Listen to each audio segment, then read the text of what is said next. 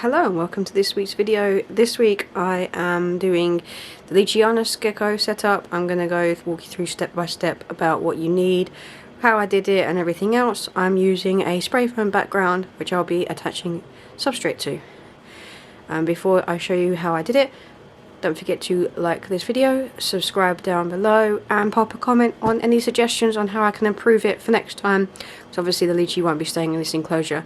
It's far too small for it to be a permanent enclosure. So let's get started. So this is the layout I've come out with. I can shave off some of the cork bark once it's all dried and everything, and we can fit the meshing back on. Here's the spray foam. So I'm basically going to spray this in so the cork bark will stay where it is, so it acts as a hide down in here. And the part which will have either pathos or some of this plant that I got from the Brighton show that you can see in the bottom corner.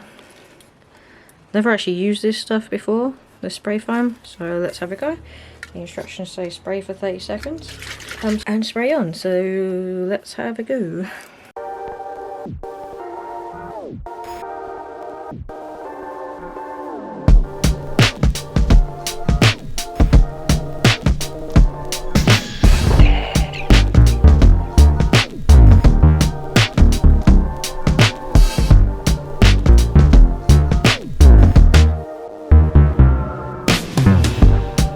I'm going to leave that there. Yeah, I'm going to leave that there. Let it expand for 24 hours and dry. And then I'm going to shave it off, silicone it, and then put a load of substrate on it to make it look more natural. And then sort out the space with the plant. So this has been left for 24 hours now, or just over 24 hours. So all I need to do now is start shaving off the bits that I don't want.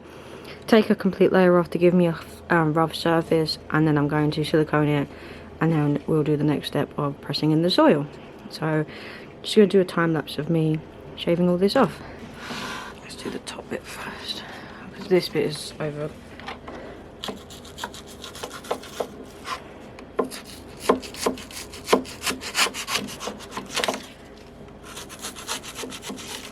It doesn't have to be perfect because it's supposed to be natural.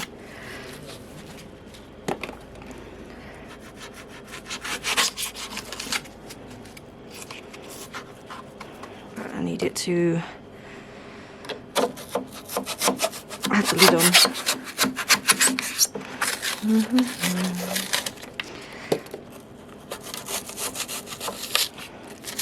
It's easy as that. Just take a knife. I need it to sit flush so that the lid come on. What I'll do is I'll shave everything off and then make sure that the lid sticks on. So I'm just going to time lapse this.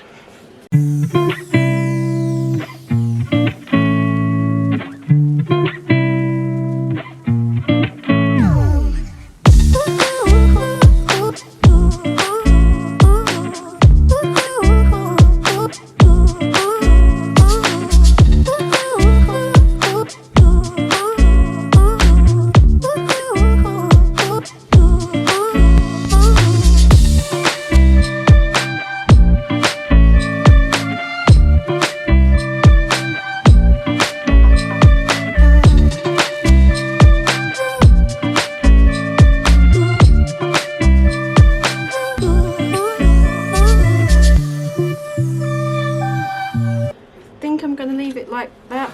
You can see. It would make more sense if I did that. So I think I'm going to leave it like that.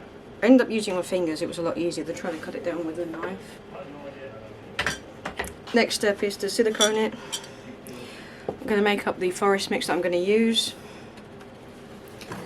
Is to silicone it and then push in the soil, and we use a moss and soil mix.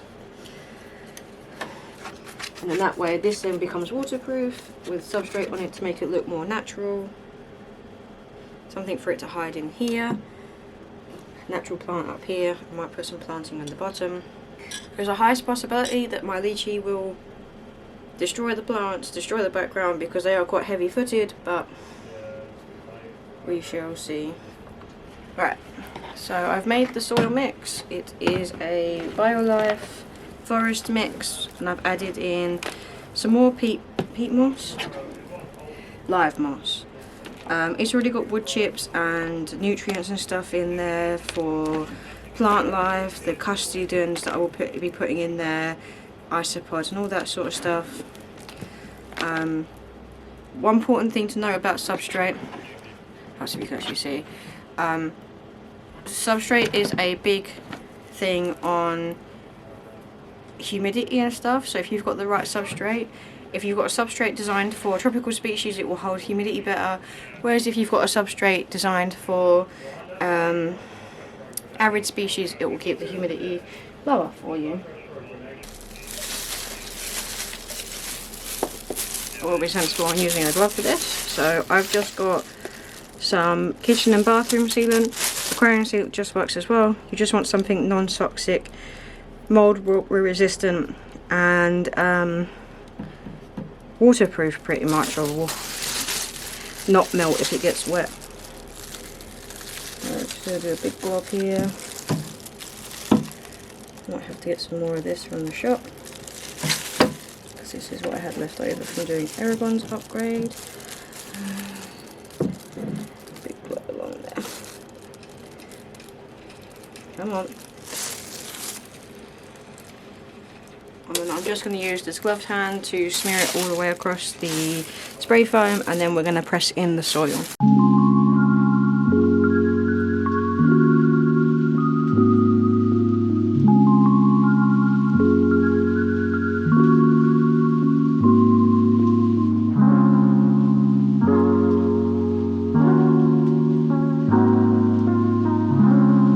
I'm going to do this glove free.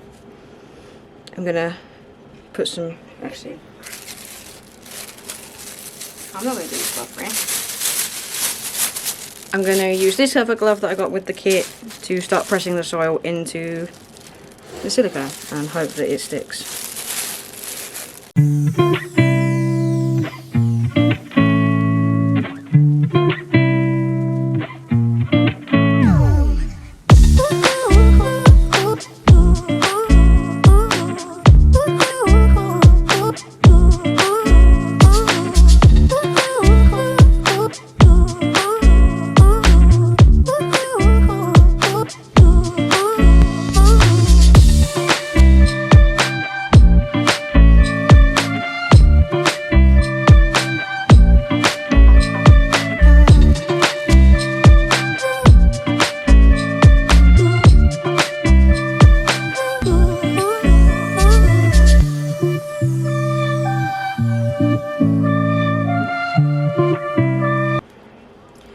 And I now just leave that to dry for another 24 hours. I think I will reread the instructions on the back of the pot, and then we'll pull it forward to see how much is actually sticked and whether it's worked, pretty much. So I will catch you guys when it's dry. So I'm doing this bit as a voiceover purely because my other half is gaming in the background and you can hear him. So first of all, I tipped it forward, and obviously all the loose substrate that was not stuck to the silicone fell off, so I just need to remove most of that. And then I'm going to add some clay balls, one about a couple of inches, 2 to 3 inches. This offers drainage in the enclosure. Clay balls actually soak up a lot of the moisture, and then as they dry out, release it back into the air, helping with humidity. They also encourage good bacteria growth, which are all essential part of bioactive enclosures. So just making sure that you've got a couple inches. You do have to watch clay balls before you use them, because as they're rubbing together in the container they make dust, and you don't want all that dust in dirty water. Next, you're going to use a mesh. I'm using one that's too big for this enclosure, but what I'll do is when the leachie goes up to the next size, I'll just take it out and use it again.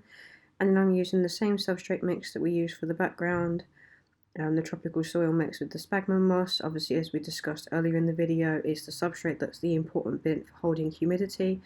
Again, a couple of inches of that as well, because I'm going to be adding live plants, which will also help towards the humidity as well. I'm really sorry that this has gone really blurry. I don't understand why. I think the camera's trying to focus on my arm. I'm just stuffing it down the middle of the log as well, to making sure that the meshing is hidden in the middle of the log. And I'm going to put it in the plant pot that's at the top, because it's high in nutrition, so that it will help the pathos that's going on there root up quickly and get established quite quickly. So once we've done that, I'm going to place the pathos in that pot. The water that it was in is from Aragon's enclosure, so it's got lots of natural bacteria and stuff and phosphorus, helping to establish the growth. And then this is the plant that I picked up from the Brighton Expo, from the leachaunis breeder that I told you about in the Brighton haul. And then I've got another plant with red leaves, which I've taken the soil off because I don't know whether the soil is safe or not. So I took the soil off and rinsed all the roots off just to make sure it's safe.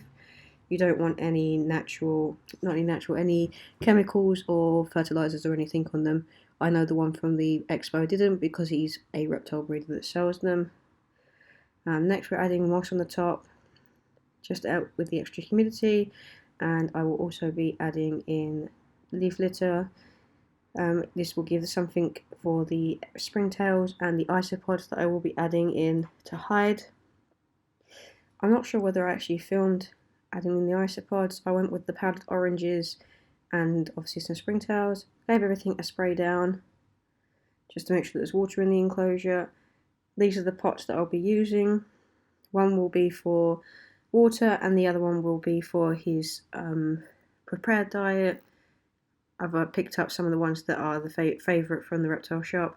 I added the dechlorinated water into the water one, and it's all ready to go for the leachaunis gecko. I will give you a look over what you can. I'll give you a show over what it looks like. So there's plenty of places for him to hide, feel safe and secure. It's busy so that he just feels secure, and then hopefully when that pathos grows out, it will stop making the back look so brown.